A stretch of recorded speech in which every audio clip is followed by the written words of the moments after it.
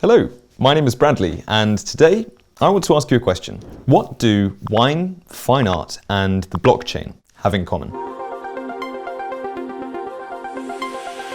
They're all really useful for laundering money. So I've already told you about how to move $80 million in dirty money through offshore companies in the last video, but I didn't answer the most important question. How do you actually get this dirty money into your back pocket? Well, today I'm going to talk about exactly that.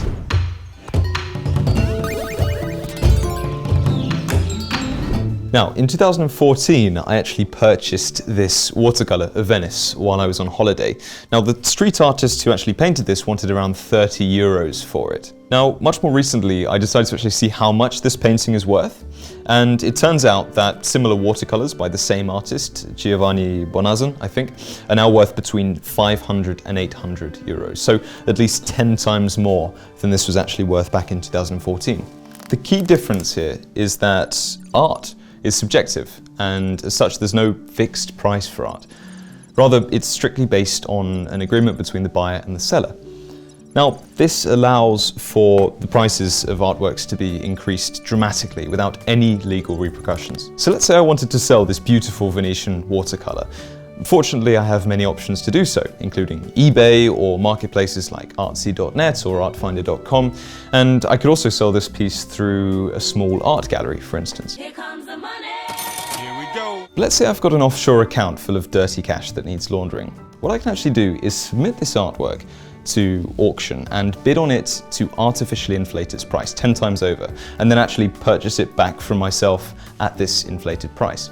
Now, the beauty of this method is that I'm not using some well-known piece of artwork that maybe would attract the attention of various experts, but rather I'm using a watercolor that was painted by some little-known street painter from Venice. Now, a drawback of this method is that I won't be able to use any of those big auction houses like Sotheby's or Christie's, as they only really deal with well-known artworks. If I genuinely wanted to launder a large amount of money through the art world, I'd probably need to go big. More specifically, I need to do something exactly like Matthew Green did. Now, Matthew Green was the owner of a Mayfair fine art gallery, and he was busted in 2018 for faking the sale of a painting supposedly painted by the infamous Pablo Picasso. Now, this deal was set to launder around £6.7 million in dirty funds acquired by a shady stockbroker, Beaufort Securities. Now, it's important to remember that this was anything but an isolated incident. I mean, according to UN statistics, the global art trade is worth around $67 billion. $3 billion of which is tied up in money laundering and other financial crimes. Until not long ago, the art trade was completely unregulated, and as recently as 2020, anonymous buyers, offshore accounts, and large cash transactions rule the norm in this business.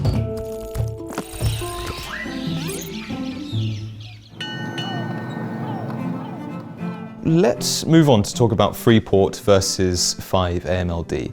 Now, to combat financial crime in this sphere, the EU adopted the 5th Anti-Money Laundering Directive, or 5-AMLD as I said, in 2018.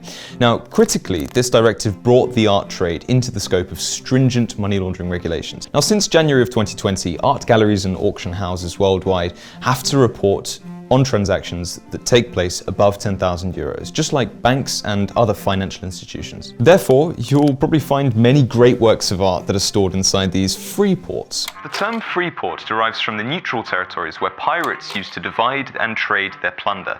Now, for a long time, the existence of free ports was a well-kept secret, and free ports were recently drawn into the public eye through the Hollywood film Tenet. I'm not sure if you've seen that. Now, in theory, these are storage units for goods that are in transit, and therefore they're exempt from taxes and duties. However, the period in which these goods are in transit can theoretically last forever.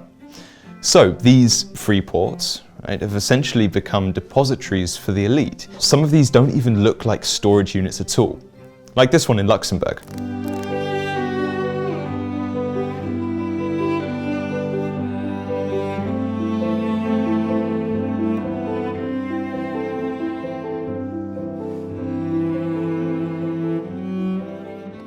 Either way, this is one way that the art collectors avoid paying taxes and duties, very cleverly. Now, if we take the Freeport of Geneva as an example, the total cost of goods stored there is estimated to be worth over $100 billion. I mean, this stuff includes paintings, sculptures, precious metals, and wine. Yeah, so wine collecting is actually a pretty big deal, and it's also another very clever way to launder money.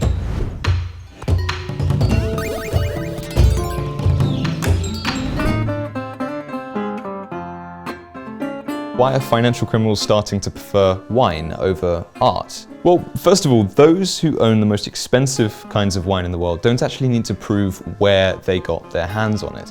I mean, you could always say that the bottle of 1945 Petrus was found in your grandmother's basement and was hidden away for decades. Now you found it and you'd like to sell it. I mean, it would be difficult to prove that you were lying in this scenario, as nobody's really going to ask for documentation as to how you ended up with this bottle. Second of all, wine is actually a lot easier to counterfeit than you might actually think, and this can then be sold on at auctions.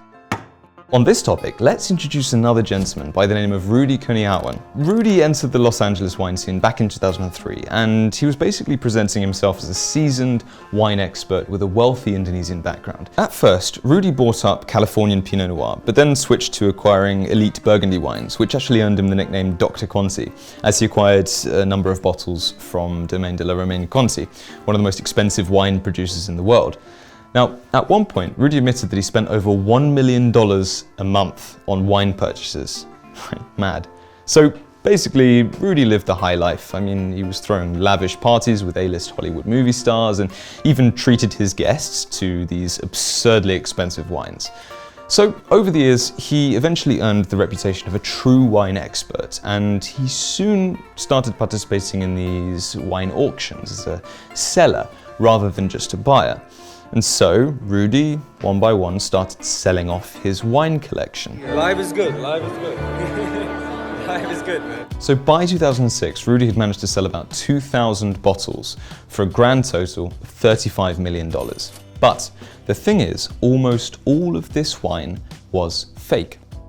Rudy would actually dilute the expensive wines with cheaper stuff in his very own kitchen, and he actually used copies of labels to fool buyers. Now, for the casual wine connoisseur, these fakes were actually quite difficult to spot. He could figure out how to find the bottles with other things, of other wines, and bring them together to recreate the taste of the wine that doesn't exist anymore. So I think he was quite a genius. But to fool auction houses, Rudy had to be a bit smarter. And so he would actually pour his diluted concoctions into real wine bottles. And since auction houses only really look at the exterior of these bottles, this allowed Rudy to really get away with this scheme. And by the way, the new corks on these bottles didn't really worry the inspectors, as over time corks disintegrate and therefore they need replacing. It's quite common with very, very old wines that have very new corks. By the way, this actually isn't that difficult to pull off yourself. I mean, just Google empty Petrus wine bottle, and you'll see dozens of listings. I mean, these range from, say, $150 to $400, depending on the year and condition, but the point is, these are available to anyone. And then all you have to do is simply find a color of wine that's similar to appearance as the Petrus wine, and cork it. Voila! Your new bottle of Petrus is ready to go to auction, and you can actually put this onto auction, buy it back from yourself, and in the process you can launder a considerable sum of money. Now, this way you can effectively turn an empty $150 bottle of nothing into a bottle of 1945 Petrus that might sell for £4,000 or £5,000. That's quite special. Now, unsurprisingly so, Rudy Kurniawan's scheme was eventually uncovered by the authorities, and it turned out that Rudy had actually hailed from a poor family. He came to the US to study as an accountant and then actually remained in the country in violation of his visa. Now, in 2014, Rudy was sentenced to 10 years in prison, but in April of 2021, he was released early and deported straight back to Indonesia. But in light of Rudy's scheme, elite restaurants have actually begun destroying empty bottles in front of diners, right? Now, still, it's unclear to what extent fake wines are being used to launder money today. I mean, after all, Rudy Kurniawan was just one fraudster, yet the damage he inflicted on the wine world was immense.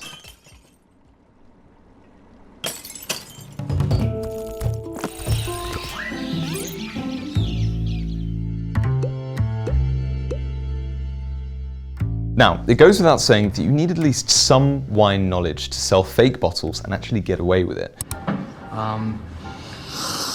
This is a white. I mean, what about a money laundering scheme that uses modern technology? One that lets you create unique digital artworks that you can sell to yourself without even getting up from your computer. I'm talking about one of the hottest trends out there, NFTs. Now, NFT stands for non-fungible token. In essence, these are certifiably unique sets of data that are stored on the blockchain. And therefore, each one of these tokens can in no way be replaced by another. Obviously, this sort of technology impacts the art trade massively. I mean, when artwork is sold as an NFT, it's not the artwork itself that's being transferred, it's rather the information of the ownership of the NFT that's being placed on the blockchain ledger. This might sound a bit complicated if you're learning about this for the first time, so let's take a closer look.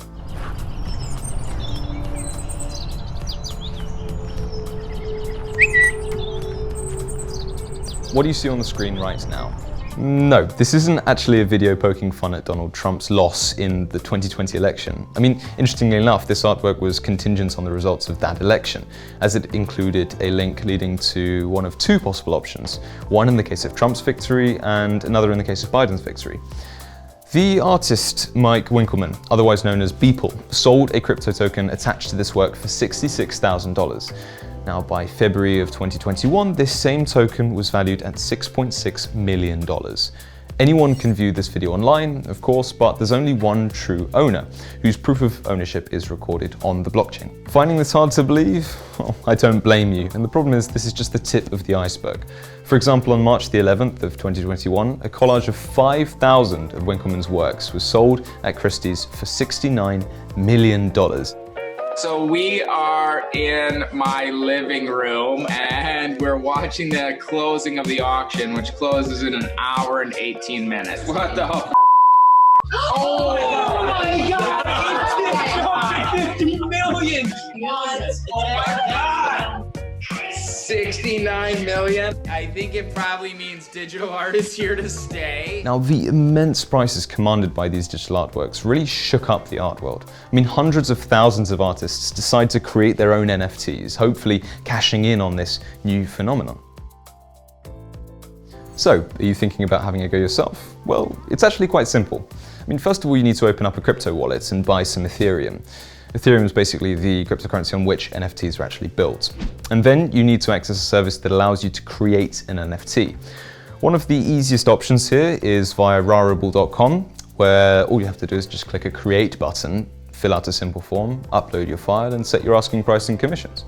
Now, once you've filled out all of these fields, you can click Create Item.